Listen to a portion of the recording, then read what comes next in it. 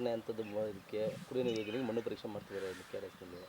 ಹೌದು, ಇದು 6ನೇ ಹಂತದ ಯೋಜನೆಗೆ ಮಣ್ಣು ಪರೀಕ್ಷೆ ಮಾಡ್ತಾ ಇರೋದು ಇವರು ಒಂಥರ ರೈತರಿಗೆ ಯಾರಿಗೂ ಗೊತ್ತಿಲ್ಲದೇ ಕದ್ದು ಮುಚ್ಚು ಮಾಡ್ತಾ ಇದ್ದಾರೆ. ಇಲಾಖೆಯವ್ರಿಗೆ ಈ ವಿಷಯ ಗೊತ್ತಿಲ್ಲದೆ ಇದ್ದಂಗೆ ನಮ್ಮ ಗಮನಕ್ಕೆ ಬಂದಿಲ್ಲ ಹಾಗೆ ಹೀಗೆ ಅಂತ. ಇದು ನಮಗೆ ರೈತರಿಗೆ ತಿಳಿದು 2 ಬಾರಿ ನಮ್ಮ ಜಿಲ್ಲಾಧ್ಯಕ್ಷರು ಒಂದು ಸಾರಿ ಹೋಗಿ ಅವ್ರನ್ನೆಲ್ಲ ಪರೀಕ್ಷೆ ಮಾಡ್ದಂಗೆ ಹಿಂದೆ ಕಳಿಸಿದ್ರು. ಮತ್ತು ಈಗ ನಾವಿಲ್ಲಿ ಚಳುವಳಿ ಮಾಡ್ತಾ ಇದ್ದ ಸಂದರ್ಭದಲ್ಲಿ ಹೋದಾಗ ಪರೀಕ್ಷೆ ಮಾಡ್ತಿದ್ದವ್ರನ್ನ ನಮ್ಮ ಸ್ನೇಹಿತರುಗಳೆಲ್ಲ ಹೋಗಿ ಅವ್ರನ್ನ ಹಿಂದೆ ಕಳಿಸಿದ್ದಾರೆ. ಇದು ಅವಶ್ಯಕತೆ ಇಲ್ಲ.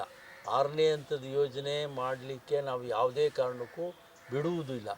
ಈಗಾಗಲೇ ನಮಗೆ ವ್ಯವಸಾಯಕ್ಕೆ ನೀರಿಲ್ಲದೇ ನಾವು ಭಾಳ ಪರದಾಡ್ತಿದ್ದೀವಿ.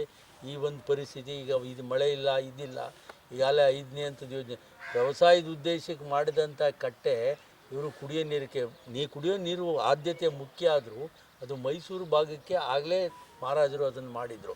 ಮೈಸೂರಿನವರು ನಾವು ಕುಡಿತಿದ್ದೀವಿ, ಅದರದ್ದೇನು ತೊಂದರೆ ಇಲ್ಲ. ಬೆಂಗಳೂರಿಗೆ ನೀರು ಕೊಡಲಿಕ್ಕೆ ಅವರು ಅಲ್ಲಿ ಬೇರೆ ವ್ಯವಸ್ಥೆ ಮಾಡ್ಕೋಬೇಕು. ಇಲ್ಲಿ ಎಲ್ಲ ನೀರು ಬಿಟ್ಟರೆ ರೈತರನ್ನ ಏನು ಮಾಡ್ತಾರೆ ಇವರು? ವ್ಯವಸಾಯಕ್ಕೆ ನೀರಿಲ್ಲದೆ ಇದ್ಮೇಲೆ ಕನ್ನಂಬಾಡಿ ಕಟ್ಟೆ ಕುಡಿಯೋ ನೀರು ಪರ್ಪಸ್ಸಿಗೆ ಕಟ್ಟಿದ್ದಲ್ಲ. ಮಂಡ್ಯ ಜಿಲ್ಲೆ, ಮೈಸೂರು ಜಿಲ್ಲೆ ಭಾಗದ ರೈತರು ಅವರ ಒಂದು ಅನುಕೂಲಕ್ಕೋಸ್ಕರ ಅವರ ಪರಿಸ್ಥಿತಿಯನ್ನು ನೋಡಿ ಮಾರುವೇಷದಲ್ಲಿ ಬಂದು ಡ್ಯಾಮ್ ಕನ್ಸ್ಟ್ರಕ್ಷನ್ಗೆ ಮೂಲ ರೂವಾರಿ ನಾಲ್ವಡಿಯವರು.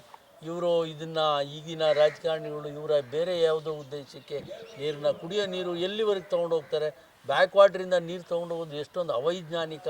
ಅದು ಯಾವ ಇದುವರೆಗೆ 74 ಅಡಿವರೆಗೆ ನಮಗೆ ರೈತರಿಗೆ ನೀರು ಕೊಡಬೇಕು ಅನ್ನೋದು ಆವತ್ತು ಕಟ್ಟಿರ್ತವಿಂದಲೂ ವ್ಯವಸ್ಥೆ ಇದೆ. ಇವತ್ತು 92 ಅಡಿ ನೀರಿದ್ದು ಇನ್ನೂ ನೀರು ಕೊಟ್ಟಿಲ್ಲ. ಬೆಳೆದು ನಿಂತಿರೋ ಬೆಳೆಗಳಿಗೆ ಒಂದು ಬೆಳೆಗೆ ನೀರು ಕೊಡಿ, ಒಂದು ಕಟ್ಟು ನೀರು ಕೊಡಿ ಅಂದರೆ ಕೊಡಲಿಕ್ಕೆ ಆಗ್ತಾಯಿಲ್ಲ. ಸಬು ಬೆಳ್ಕೊಂಡು ಬತ್ತಿದ್ದಾರೆ ಇದುವರೆಗೆ. ಈಗ ಇವರು 6ನೇ ಹಂತದ ಯೋಜನೆ ಯಾಕೆ ಮಾಡ್ತಾರೆ? 6ನೇ ಹಂತದ ಯೋಜನೆ ಒಂದು ವೇಳೆ 6ನೇ ಹಂತದ ಯೋಜನೆ ಮಾಡಿದರೆ ಅದರ ಪರಿಣಾಮ ತುಂಬ ಕೆಟ್ಟದಾಗಿರ್ತದೆ. ಈ ಸರ್ಕಾರಗಳ ವಿರುದ್ಧ ನಾವು ಚಳವಳಿ ಮಾಡಬೇಕಾಯ್ತು. ಇಂಥ ಸರ್ಕಾರಗಳು ಹಿಂದೆ ಗುಂಡೂರಾವ್ ಸರ್ಕಾರಕ್ಕಾದಂಥ ಗತಿನೇ ಇವ್ರಿಗೂ ಆಗುತ್ತೆ ಅಂತ ನಾವು ಇವ್ರಿಗೆ ಎಚ್ಚರಿಕೆ ಕೊಡ್ತೀವಿ.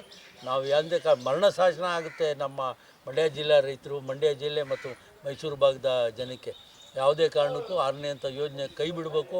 ಸರ್ಕಾರ ಇದ್ರ ಬಗ್ಗೆ ಭಾಳ ಗಂಭೀರವಾಗಿ ಪರಿಗಣನೆ ಮಾಡಬೇಕು ಅಂತ ನಾವು ಅವ್ರನ್ನ ಆಗ್ರಹಪಡಿಸ್ತೀವಿ. ನಿಮ್ಮ ಹೆಸರು? ಶಂಭುಗೌಡ ಅಂತೇಳಿ, ತಾಲೂಕು ರೈತ ಸಂಘದ ಅಧ್ಯಕ್ಷ, ಶ್ರೀಕೃಷ್ಣಕೋಟೆ.